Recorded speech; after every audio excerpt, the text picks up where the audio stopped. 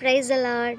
ఈ దినమున అపోస్తలుడైన పౌలు కొరింథీయులకు రాసిన మొదటి పత్రికలో 15వ అధ్యాయం 10వ వచనం మనం చదువుకున్నట్లయితే, నేనేమై ఉన్నానో అది దేవుని కృప వలనే అయ్యున్నదనే మాట సెలవిచ్చుచున్నారండి. ప్రియ దేవుని బిడ్డ, నీవు ఏమై ఉన్నావో, నీ స్థితి ఏమై ఉన్నదో, నీ గతి ఏమై ఉన్నదో, నీవు ఈ దినమున జీవిస్తున్నావంటే, నీవు ఈ దినమున సజీవుల కిందలో బ్రతికి ఉన్నావంటే, అది కేవలం దేవుడు నీపై చూపుతున్న కృప. అది కేవలం దేవుడు నీపై చూపిస్తున్న అపారమైన ప్రేమ. ఆయన నందుకు బట్టి ఆయనకు కృతజ్ఞతాస్తులు మనం చెల్లించుకోవాలండి. అసలు కృప అంటే ఏంటిదంటే, అర్హత లేని దానికి కూడా ఆ దేవాది దేవుడి నుంచి అర్హత పొందుకోవడమే కృప. మనము ఈ ఈ ఈ నేల మీద బ్రతకడానికి అర్హులం కాదండి.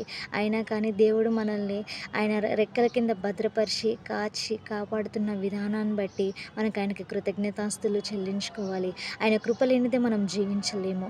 ఆయన కృప లేనిదే మనం బ్రతకలేము. ప్రియ దేవుని బిడ్డ, ఆయన కృప కొరకు మనం పోరాడాలి. ఆయన కృప కొరకు మనము పొంచి ఉండాలండి. ఈ రోజటి నుంచి ప్రార్థన చేద్దాం. దేవా, నీ కృప నాకు దయచేయండి, నీ కృప నాకు కలగ చేయండి అని ఆయన కృప కొరకు మనం పోరాటం చేద్దామండి. ఈ చిన్ని కొద్ది ప్రార్థన వాక్యం దేవుడు దీవించును గాక. ఆయన కృప మనకి ఎల్లప్పుడూ తోడుగా ఉండును గాక. ఆమేన్. ప్రార్థన చేసుకుందాం. పరిశుద్ధుడా, ప్రేమగల తండ్రి, నీకు ఘనమైన నామానికి వేలాది స్తుతులు స్తోత్రాలు చెల్లించుకుంటున్నాం ప్రభా.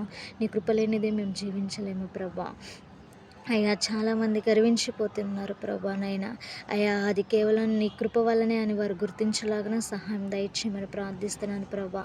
అయ్యా, నీ కృప మాకు తోడుగుండులాగిన సహాయం దయచేయమని ప్రార్థిస్తూ యేసే పరిశుద్ధ నామములో ప్రార్థించి అడిగి వేడుచున్నాం తండ్రి. ఆమేన్. Praise the lord.